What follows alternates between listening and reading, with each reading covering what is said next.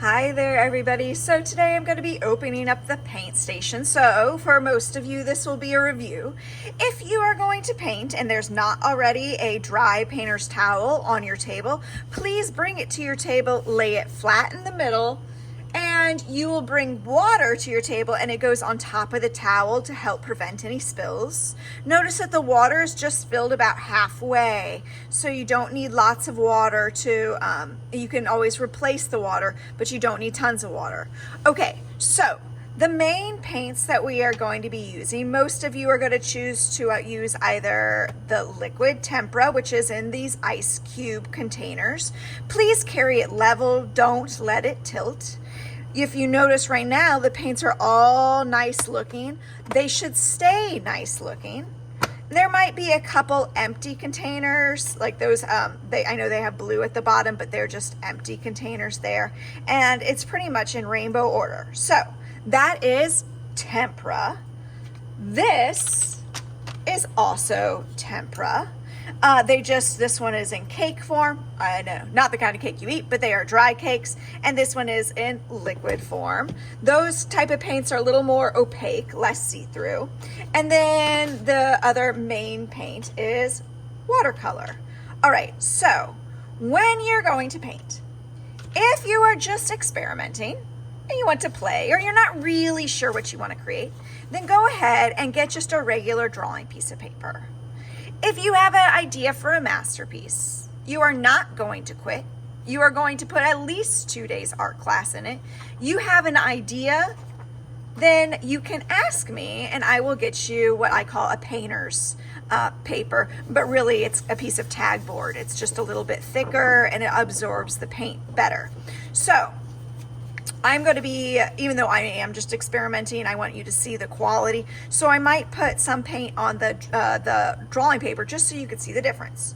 Okay, so if you are using tempera, of course you have to dip, it doesn't matter if you get your paintbrush wet in the very beginning, but remember the technique for washing in a moment. Okay, get the water off for the most part, pick a color, and then usually you should have something drawn on here. I'm just going to make a circle so you can see.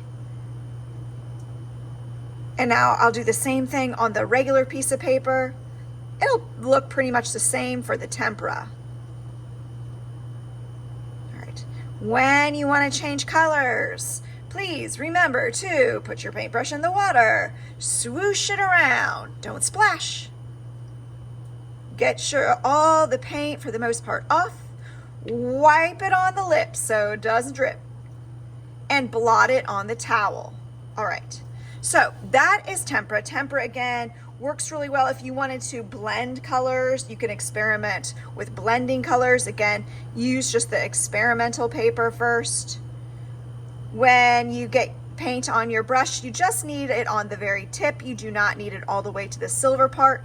And of course I'm holding it right in the wooden part, not the silver part, which is the danger zone. You're in danger getting paint all over yourself.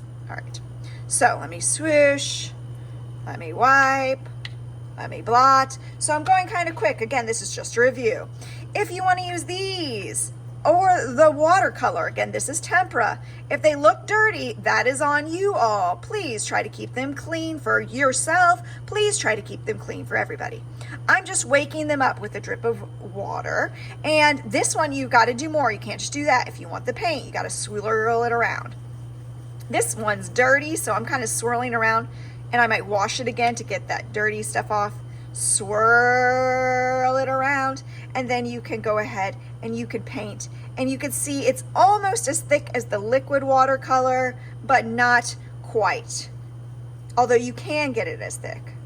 All right, so that is tempera cakes.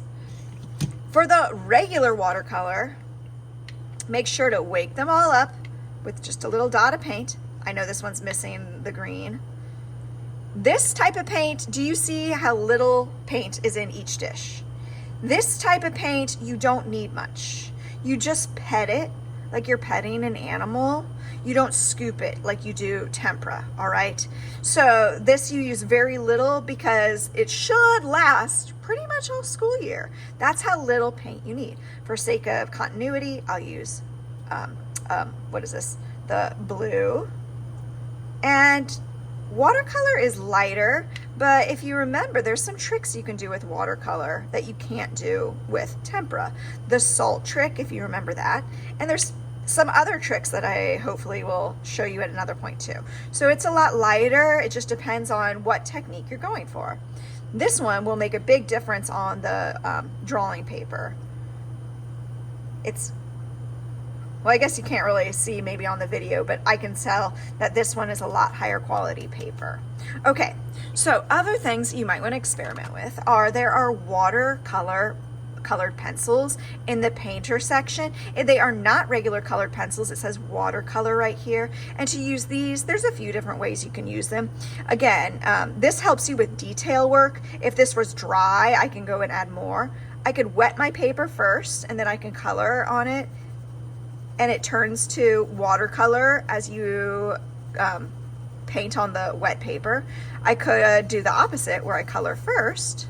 You can see how much darker it is there. And then I could put water on top of it. Turned out a little lighter, didn't it?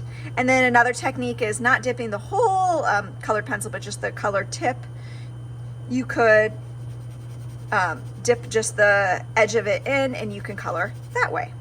All right.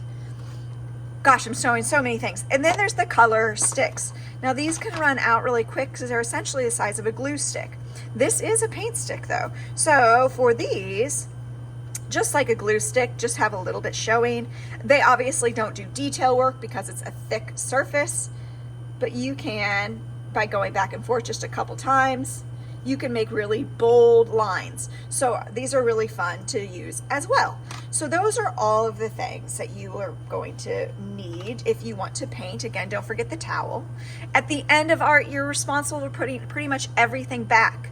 So the 3rd, 4th, and 5th grade will need to dump out the water.